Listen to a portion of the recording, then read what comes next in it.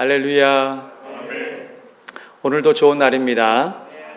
오늘도 예배 가운데 하나님의 크신 은혜가 또 우리 프라미스 교회 본당과 또 성도님들 각 가정에서 예배드리는 그 장소에 우리 하나님의 은혜가 임할 줄 믿습니다.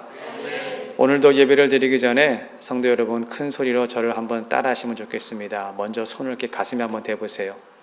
가슴에 대고 이렇게 한번 따라 합시다. 하나님께서 오늘도 나와 함께하고 계십니다 하고 말하세요. 하나님께서 오늘도 나와 함께하십니다. 한 번 더 합시다. 하나님이 내 기도 소리를 듣고 있습니다. 하나님께서 내 기도 소리를 듣고 계십니다. 믿으십니까? 네. 아멘. 우리 입술에 고백한 대로 될 줄 믿습니다. 네. 오늘은 천국 시민의 기본 생활 시리즈 8번째 시간으로 칭찬은 고래도 춤추게 합니다 라는 제목으로 함께 은혜를 나누고자 합니다. 사랑하는 성도 여러분, 오늘 본문을 보시게 되면 예수님께서 산상수훈에서 하신 말씀이 이렇습니다. 비판하지 말라. 다시 말하면 이 부정적인 말을 하지 말라라고 말씀하신 것입니다. 예수님이 살았던 유대 당시에도 사람들이 걸핏하면 그 율법과 또 자신들이 만들어 놓은 종교적인 규율을 가지고 이웃들을 비판하고 정죄하는 일들이 많이 일어나고 있었습니다. 마태복음 9장 3절을 보시게 되면 어떤 서기관들이 속으로 이르되 이 사람이 신성을 모독하도다 그랬습니다. 서기관이 예수님을 지금 비판하는 장면입니다. 지금 이 말씀이 어떤 배경에서 나온 말씀이냐면 예수님이 여리고의 한 마을에 들어가셔서 한 가정에서 말씀을 가르치고 있었습니다. 그런데 4명의 친구들이 중풍병자를 들것에 메고 예수님께 나왔습니다. 그런데 사람이 너무 많아서 예수님께 가까이 갈 수가 없었습니다. 그러자 이 사람들은 지붕에 올라가서 기와를 뜯기 시작을 했고 그리고 중풍병자를 달아내렸습니다. 바로 이때 예수님께서 이런 말씀을 하셨습니다. 예수께서 그들의 믿음을 보시고 중풍병자에게 이르시되 작은 자야 안심하라 내 죄사함을 받았느니라. 예수님이 이렇게 말씀하셨어요. 자, 예수님이 하신 이 말씀을 듣고 곁에 서 있던 서기관들이 이런 말을 한 거죠. 이 사람이 신성을 모독하고 있구나. 지금 서기관이라고 하는 사람은 하나님의 말씀을 다루는 사람이죠.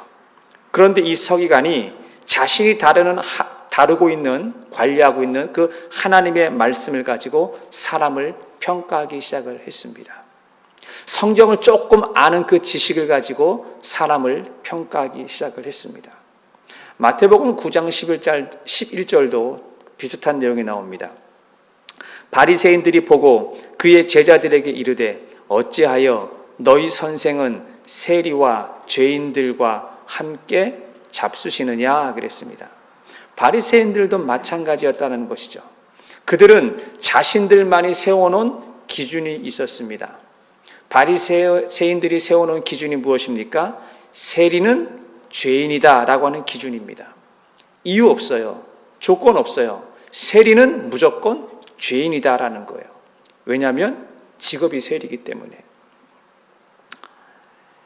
세리의 마음의 중심이 어떠한 건 중요하지 않습니다. 세리는 무조건 죄인이라는 인식을 갖고 있었습니다.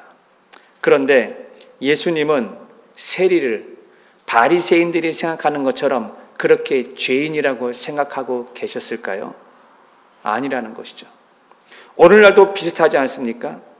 내 경험, 내가 아는 지식, 내가 들었던 말, 우리는 이것으로 기준을 세워놓습니다. 그리고 내 기준을 가지고 어떤 사건을 바라보고 내가 세워놓은 그 기준을 가지고 사람을 바라봅니다. 그러면 무슨 일이 일어납니까? 내가 세운 기준에 맞지가 않을 때, 내가 정해놓은 기준과 내가 들은 말과 맞지가 않을 때 우리는 그 일을 가르치려고 듭니다. 그런데 가르치는 것이 받아들여지지 않을 때 그때는 비판을 하게 되는 것이죠. 그러니까 첫 단추부터 잘못 꿰어진 것입니다. 이런 일은 신앙생활 안에서도 많이 일어나고 있습니다. 제가 금방 말씀드렸던 서기관이나 바리새인들을 보십시오.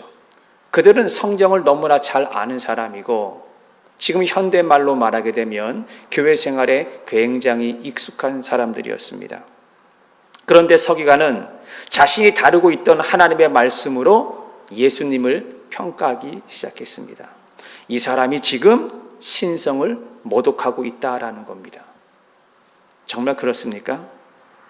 하나님의 입장에서 볼 때 지금 누가 누구를 모독하고 있는 것입니까? 그런데 서기관은 자신이 맞다라고 생각을 했습니다. 바리새인들도 보십시오. 바리새인들이 세워놓은 기준이 무엇이었습니까? 세리는 죄인이다. 단정을 지어버렸어요. 이런 시선으로 세리를 바라보고 있는데 세리가 무엇을 한들 이쁘게 보이겠습니까? 이런 시선으로 나타나는 여러 가지 반응들을 가지고 우리는 그것을 비판이다 이렇게 이야기를 하는 겁니다. 저는 예수님 당시나 요즘 우리가 사는 이 시대나 다를 바가 없다고 봅니다. 예수를 믿는 사람들이나 예수를 믿지 않는 사람들이나 이 비판이라고 하는 것에 우리는 얼마만큼 익숙해 있는지 모릅니다. 이런 시대를 살아가는 우리들에게 오늘 예수님께서는 산상수훈을 통해서 비판하지 말라라고 말씀을 하셨습니다. 그렇다면 예수님께서 왜 비판을 하지 말라고 하셨는지, 그리고 비판을 하지 않으려면 우리가 어떻게 해야 되는지를 오늘 본문 말씀을 묵상하며 살펴보도록 하겠습니다. 첫 번째, 예수님이 비판에 대해서 하신 말씀을 조금 더 쉽게 표현을 하자면 저는 이렇게 말하고 싶습니다. 비판은 부메랑이 되어서 나에게 돌아온다라는 것입니다. 그러니 비판하지 말아라 라고 이야기를 한 것입니다. 마태복음 7장 1절과 2절을 보십시오. 비판을 받지 아니하려거든 비판하지 말라. 너희가 비판하는 그 비판으로 너희가 비판을 받을 것이요 너희가 헤아리는 그 헤아림으로 너희가 헤아림을 받을 것이니라 그랬습니다. 제가 저 성경 구절에서 언더라인 쳐놓은 것, 그 비판, 그 헤아림, 이걸 잘 보셔야 됩니다. 내가 세워놓았던 그 기준이 나에게도 적용이 된다는 것이고 내가 했던 그 말, 그 내용이 나에게도 똑같이 적용이 된다는 것입니다. 예수님이 무엇을 말씀하시는 것입니까? 결국 말이라고 하는 것은 나에게 돌아온다라는 것이죠. 다시 말하면 말은 부메랑이다 라고 지금 예수님이 이렇게 말씀하고 있는 것입니다. 돌아온다 그랬으니까. 그렇다면 한번 생각을 해보시기 바랍니다. 말이 부메랑이고 말이 돌아오는 습성이 있다고 한다면 여러분 칭찬도 돌아올까요? 안 돌아올까요? 대답해 보세요. 인터넷으로 예배를 드리니까 성도님들 제가 반응을 잘 보지를 못하는데 여러분 그래도 대답해야 됩니다. 말은 돌아온다고 예수님이 이야기하셨잖아요. 자, 그러면 비판만 돌아오는 것이 아니고 칭찬을 하게 되면 칭찬이 돌아올까요? 안 돌아올까요? 돌아옵니다.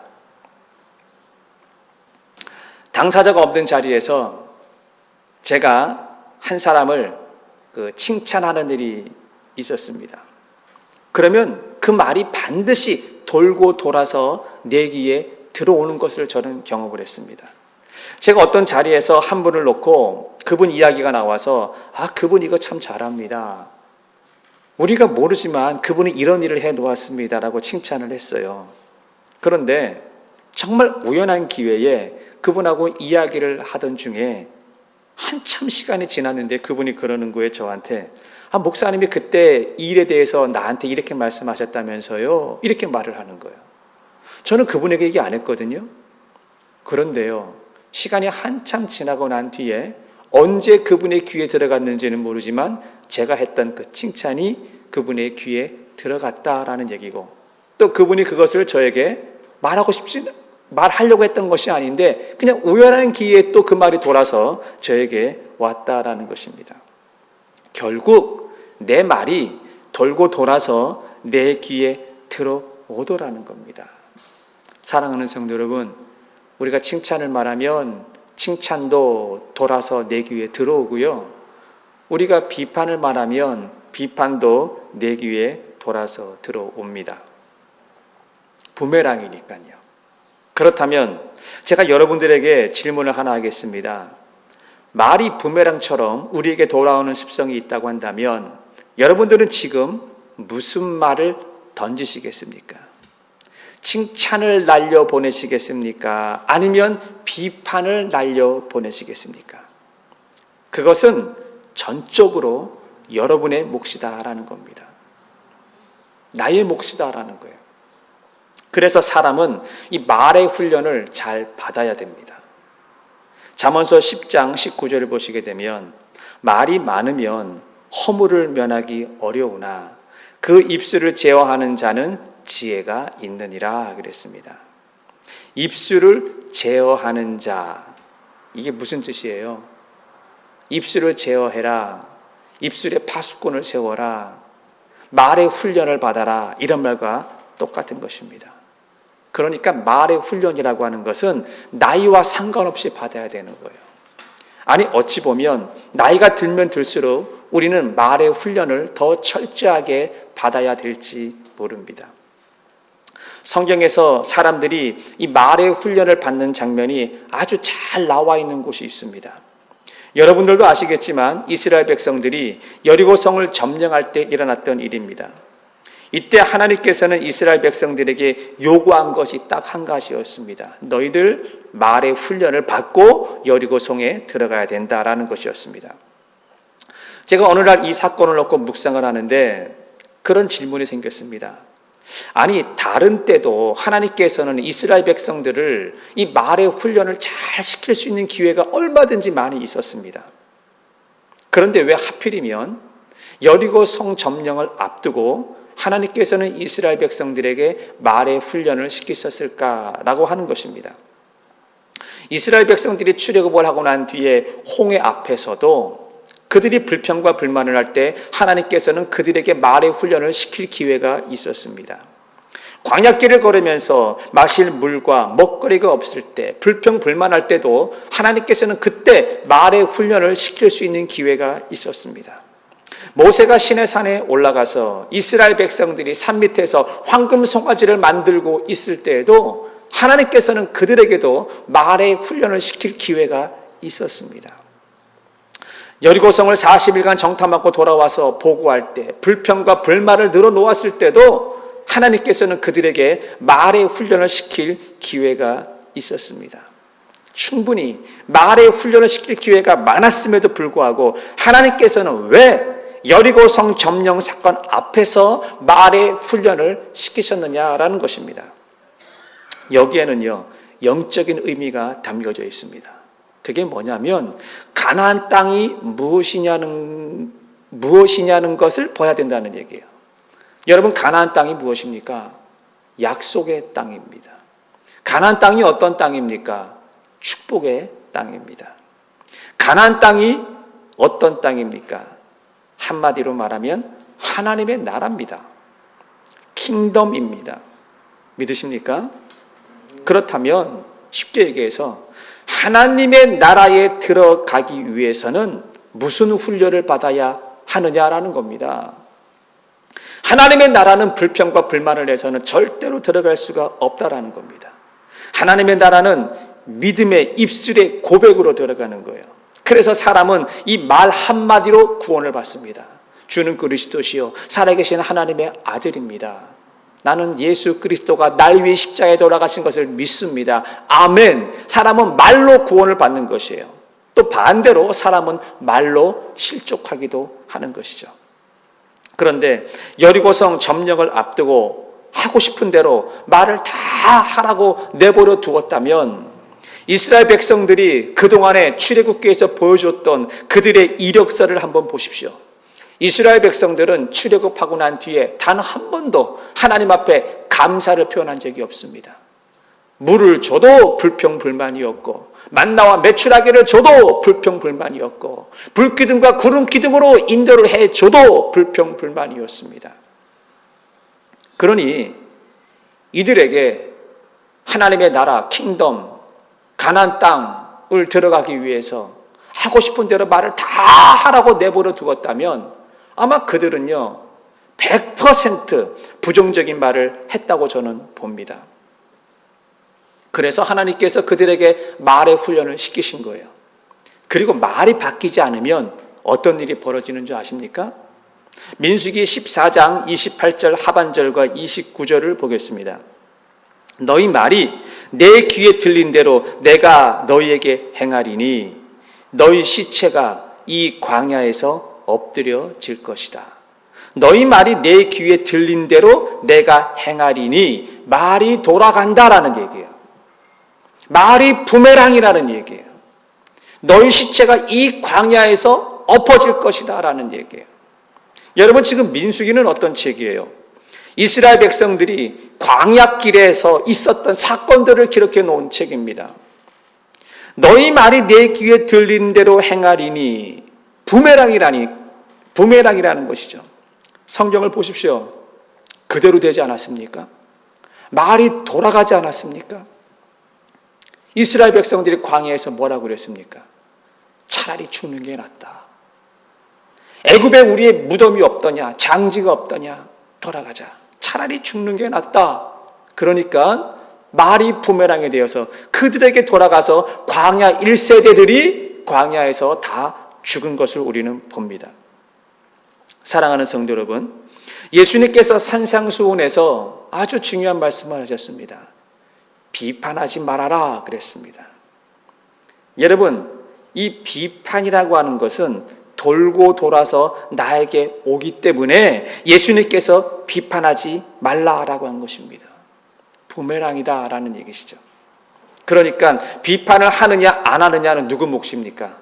나의 몫이라는 거예요.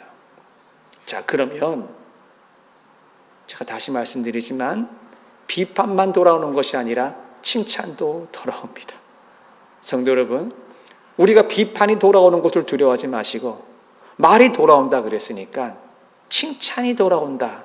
우리는 여기에 희망을 갖고 여러분 비판을 멀리하시고 칭찬하시는 여러분들이 되기를 주의 이름으로 축원을 드립니다.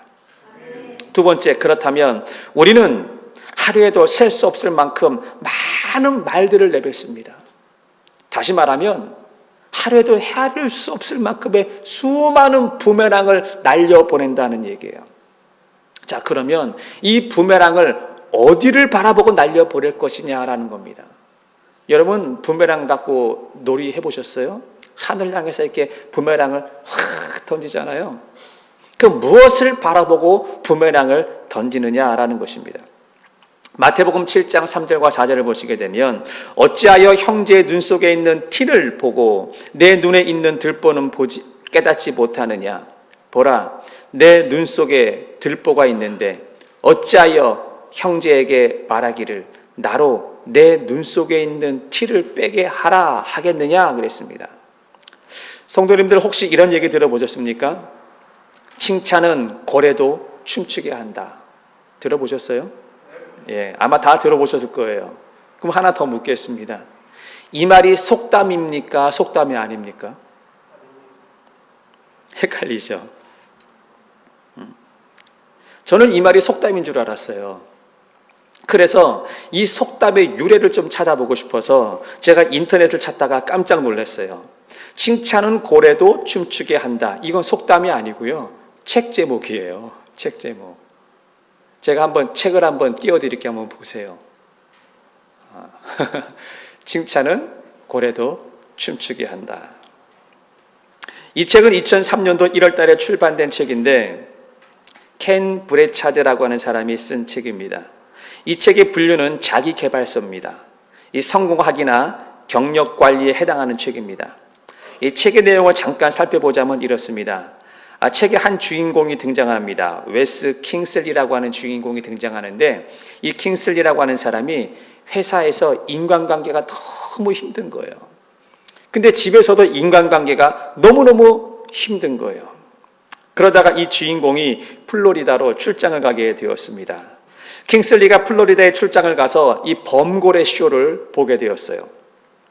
이 3톤이나 되는 큰 몸집을 가진 이 범고래가 이 조련사의 말 한마디에 막 묘기를 부리는 것을 보면서 이 범고래, 저렇게 육중한 범고래를 움직이는 힘이 어디에서 나올까라는 것이 이 책의 시작입니다.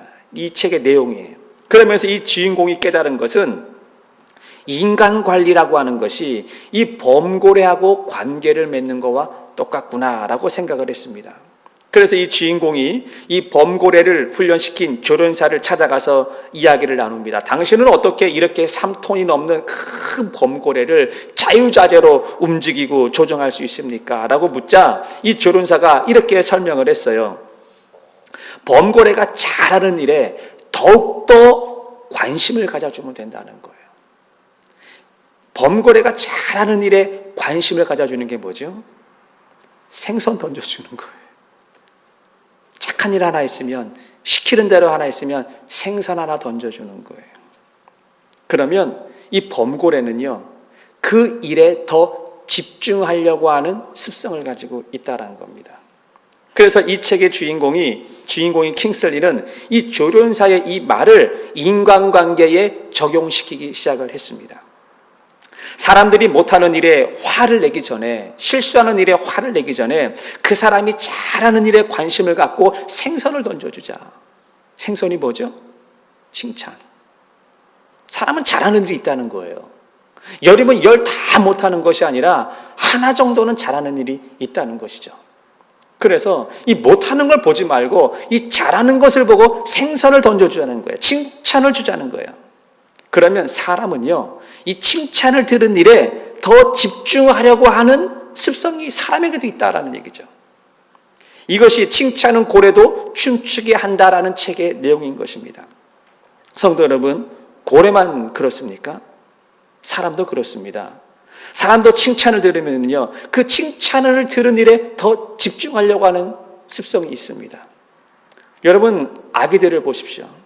아기들을 칭찬을 해주면요, 그 칭찬 들은 거 가지고 자꾸만 해요. 제가 어떤 집에 신방을 갔는데 꼬맹이가 이렇게 예배를 드리는데 와가지고 그 옆에 탬버린, 애들 장난감 탬버린이 있었어요. 예배를 드리는데 얘가 이 탬버린 가지고 내 옆에 와서 자꾸 이렇게 흔드는 거예요. 그러니까 제가 애한테 칭찬해줬어요. 아유, 착하다. 아유, 잘하네. 아유, 잘하네. 저는 이제 예배를 드려야 되는데 얘가 칭찬을 들었잖아. 나 설교를 해야 되는데 얘가 탬버린을 그만 쳤으면 좋겠는데 칭찬을 들었으니까 설교할 만하면 옆에 가서 탬버린을 흔들고 알았어. 칭찬인 줄 아는 거예요. 또 계속 탬버린을 흔들대는 모습을 봤습니다. 그런데요, 어른도 그렇습니다. 마태복음 7장 3절과 4절을 다시 한번 보겠습니다.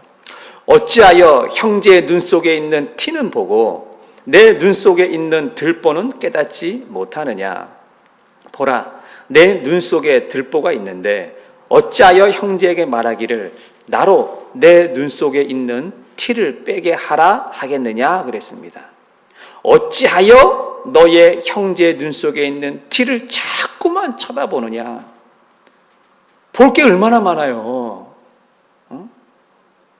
헤어스타일도 좀 보고 옷 입은 것도 좀 보고 볼 게 얼마나 많아. 그런데 이 눈에 붙어있는 티, 이 눈곱, 그것만 자꾸만 왜 쳐다보느냐. 예수님이 지금 이렇게 말씀하고 있는 거예요. 성도 여러분, 털어서 먼지 안 나는 사람이 있습니까? 없어요. 그런데 우리는요, 사람을 보지 않고 자꾸만 털어서 먼지가 나면 먼지만 바라보고 있습니다. 제가 하나 여쭤볼게요. 사람이 중요합니까? 먼지가 중요합니까? 사람이. 분명히 그렇게 말씀하셨어요. 제가 질문을 조금 바꿔보겠습니다. 소가 중요합니까? 외양간이 중요합니까? 왜 갑자기 소리가 줄었어요? 다시 크게 말씀해 보세요. 소가 중요합니까? 외양간이 중요합니까? 소가 중요하죠. 하나 더 물어볼게요. 남편이 중요합니까? 티끌이 중요합니까? 아니, 왜 두 분 얘기 못 하세요? 다시 물어요. 남편이 중요합니까? 티끌이 중요합니까? 네, 분명히 남편이 중요하다고 그랬어요. 그러면 티끌은 버리세요. 치약을 중간부터 짜면 어떻습니까? 양말을 뒤집어 까고 벗으면 어떻습니까? 소가 중요합니까? 외양간이 중요합니까? 그런데 우리는 정작 말로는 소가 중요합니다, 사람이 중요합니다 라고 얘기하고 있지만, 우리는 비판에 익숙해 있기 때문에 우리는 티끌만 바라봐요. 지금 예수님이 너는 볼 게 많은데 왜 티끌만 바라보냐, 이게 지금 우리한테 하고 있는 이야기라는 얘기예요. 성도 여러분, 우리가 티끌을 바라보고 우리가 먼지만 바라보게 되면은요, 먼지만 쌓여요. 그리고 사람을 잃어버리는 일이 생긴다라는 얘기예요. 예수님께서 산상수훈에서 왜 말 조심해라, 비판하지 말아라 라고 말씀하신 줄 아십니까? 각각 개개인의 사람들이 비판받을 거리가 없다는 것을 예수님이 몰라서 그러는 게 아니에요. 사람이 비판을 받게 되면은요, 사람을 잃어버립니다. 사람을 잃어버리면은요, 영혼을 잃어버린다는 걸 아셔야 돼요. 사람을 잃어버리는 것도 속상하지만 우리는 더 가슴이 아프고 속상한 게 영혼을 잃어버린다는 것에 우리는 더 가슴 아파해야 하는 것입니다. 사람은 누구든지 계속해서 비판을 받게 되지 않습니까? 곁에 붙어 있는 사람이 없어요. 아무리 가까운 사람이라도요, 여러분 계속 비판해 보십시오. 곁에 붙어 있고 싶지가 않아요. 제가 말에 대한 기회가 있을 때마다 저는 잊을만 하면 이 이야기를 합니다. 이것은 제가 평생 목회를 하면서 누가 저에게 가르쳐 준 게 아니에요. 제가 직접 경험으로, 제가 직접 아픔을 겪고 제가 몸으로 깨달은 거예요. 우리 프라미스 교회 성도님들은 이 이야기를 몇 번 들었습니다. 그래도 이번 기회를 통해서 다시 들으십시오. 그리고 또 기억하십시오. 그리고 이 일이 안 되면 이렇게 되도록 우리는 노력을 해야 되는 것입니다. 그게 뭐냐면, 성도와 성도의 거리는 은혜의 거리를 유지해야 되고, 성도와 목회자의 거리는 기도의 거리를 유지해야 된다라는 것입니다. 사랑하는 성도 여러분, 이 말을 절대로 가볍게 듣지 마십시오. 그리고 가볍게 해석하지 마십시오. 제 평생 목회를 통해서 배운 경험입니다. 성도와 성도의 거리는 은혜의 거리를 유지하라고 하는 것은, 성도 간에는 하나님이 주시는 은혜가 없지 않습니까? 그러면 그 관계가 아무리 친하다고 해도 제가 깨지는 것을 많이 봅니다. 그래서 성도 간에는 은혜의 거리를 유지하는 것이 첫 번째가 말입니다. 경어를 사용해야 되고, 사람을 무시하는 말을 하면 안 되고, 특히 반말을 하면 안 되는 거예요. 친하다고. 그러면 오래가지 못합니다. 성도 간의 만남은 오래 지속되려면 딱 하나더라고요. 신앙으로 연결이 되고 은혜로 연결이 되면 그 관계는 참 오래가는 것을 보는데, 학연, 지연 이런 것 다 필요 없다라는 것입니다. 그리고 성도와 목회자의 거리는 기도의 거리를 유지해야 된다라고 말씀을 드렸습니다. 제가 이 말을 했더니요, 제가 이전 사역지에서 만났던 분이 저한테 그런 말을 하는 걸 들었습니다. 성도와 목회자의 거리는 기도 거리입니다. 이 말을 그분은 어떻게 해석을 하냐면, 목사님은 우리를 가까이 오지 못하게 해. 목사님은 너무 까칠해. 목사님은 너무 비밀이 많아. 왜 이렇게 해석을 할까? 제가 충분히 말씀을 드렸습니다. 기도의 거리라고 하는 것은 나에게 가까이 오지 말라, 그것이 아닙니다. 사람은 선이라는 게 있어요. 선을 넘어가면 여러분 기도 못 받습니다. 우리가 살다 보면 힘든 일이 있고, 또 상담하고 싶을 때가 있고, 어려운 일을 만날 때가 있습니다. 그러면 우리는 이 문제를 가지고 신앙과 믿음이 있기 때문에 목회자에게, 지회종에게 가서 상담을 하고 기도를 받아야 되지 않습니까? 그런데 내가 기도받을 수 있는 마음의 거리가 유지되지 않았다면 그게 문제라는 거예요. 왜냐하면 제가 목회를 하면서 이런 상황을 제 눈으로 똑똑히 보고 제가 경험했기 때문에 그렇습니다. 어떤 분이 이런 말을 했습니다. 나는 저 목회자와는 호용호재하는 관계라는 얘기예요. 그런데 나는 그 목회자한테는 기도를 못 받겠어. 저는 이 이야기를 듣고요, 충격을 받았어요. 그렇게 친한데 기도를 못 받는다. 성도님들은 이것에 대해서 어떻게 생각하십니까? 난 목사님하고 너무 친한데 나는 그분한테는 별로 기도받고 싶지 않아. 이게 건강한 관계입니까? 그런데요, 의외로 많은 성도들이 이걸 요구하고 있어요. 나는 목사님한테 가까이 가고 싶어. 난 친하고 싶어. 그래서 선을 훌쩍 넘어버려서 기도도 받지 못하는 관계가 되어버리는데, 그러면 둘 다 죽습니다. 목회자의 성도와의 관계도 똑같은 원리가 적용되는 거예요. 목회자의 성도가 하나님 말씀 안에서, 은혜 안에서, 신앙 안에서 얼마든지 친할 수 있습니다. 그런 친함은 오래가는 거예요. 그런 친함은 서로를 살려주는 것이에요. 그런데 말씀과 신앙이 떠난 친함이라고 하는 것은 서로가 서로를 죽인다는 것을 알아야 됩니다. 마태복음 7장 3절 4절을 다시 보시겠습니다. 어찌하여 형제의 눈 속에 있는 티는 보고 내 눈 속에 있는 들보는 깨닫지 못하느냐? 보라, 내 눈 속에 들보가 있는데 어찌하여 형제에게 말하기를 나로 내 눈 속에 있는 티를 빼게 하라 하겠느냐? 털어서 먼지 나는 사람 없듯이 티끌 때문에 사람을 잃어버려서는 안 된다는 것입니다. 그러므로 우리는 항상 어디를 보고 부메랑을 던질 것인가를 생각을 해야 됩니다. 생각 없이 말하지 마십시오. 농담이라고 함부로 말해서는 안 됩니다. 생각 없이 말하는 것이 돌아오고요, 농담으로 말하는 것이 돌아온다는 것입니다. 말이 사람을 죽이고 말이 영혼을 죽이고 말이 관계를 파괴시켜 놓는 것입니다. 세 번째, 그렇다면 말을 어떻게 하라는 것입니까? 농담도 하지 마라, 함부로 말하지 마라. 그러면 말하는데 얼마나 스트레스 받겠어요. 안 그래요? 이 말을 해도 되는 거야? 이 농담도 해도 되는 거야? 어우 답답해. 굉장히 스트레스 받을 것입니다. 그런데 그렇지 않아요. 아주 간단해요. 거짓 없이 진실하면 돼요. 우리가 어떻게 조크를 안 하고 살 수가 있겠습니까? 진실하면 된다라는 얘기죠.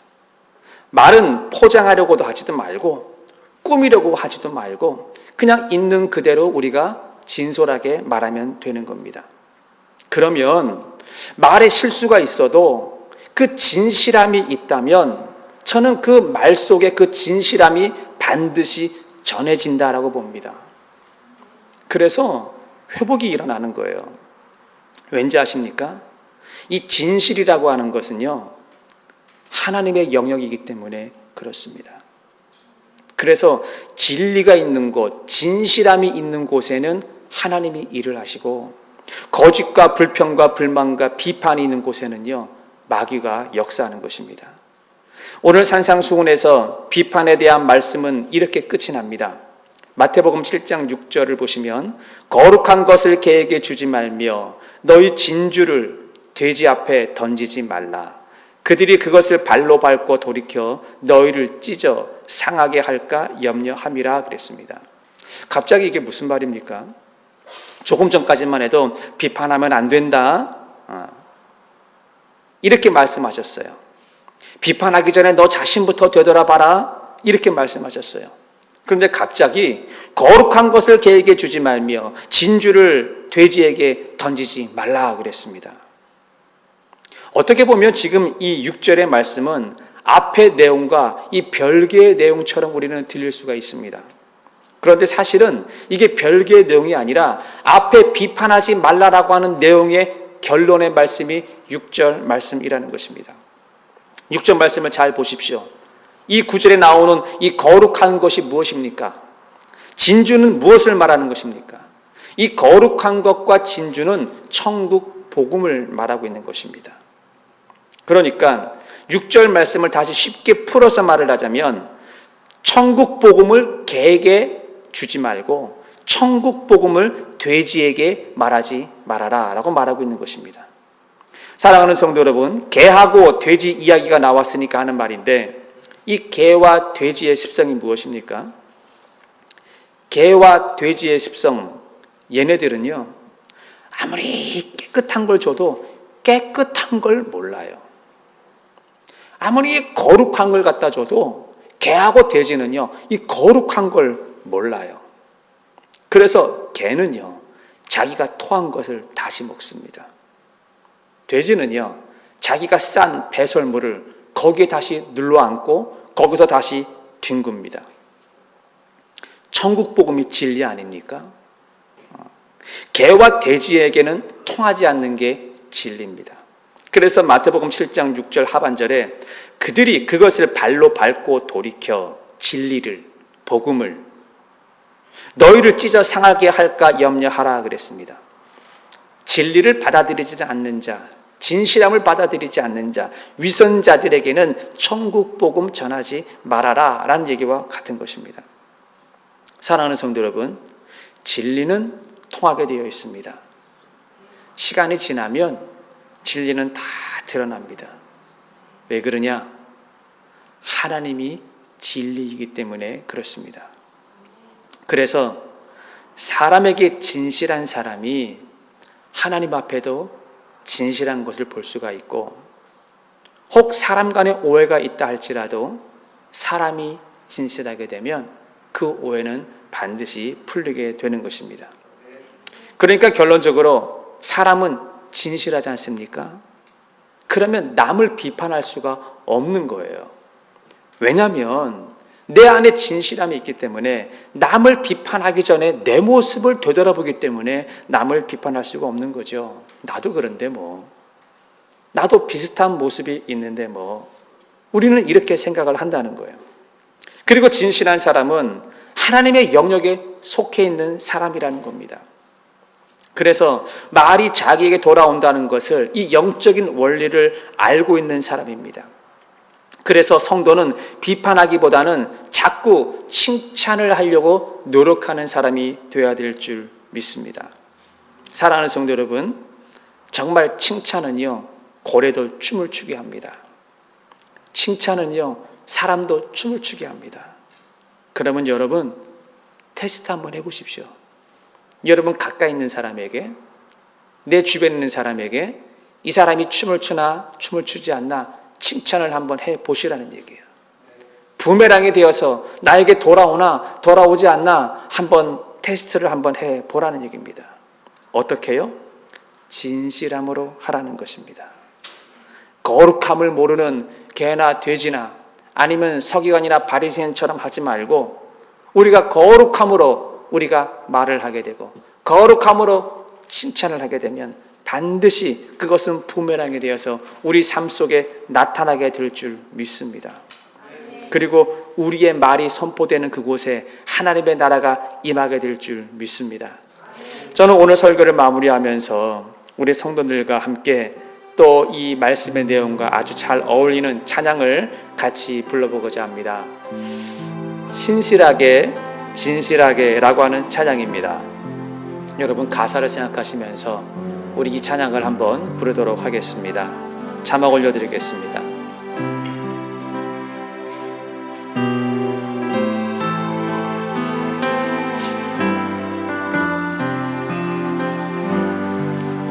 신실하게 진실하게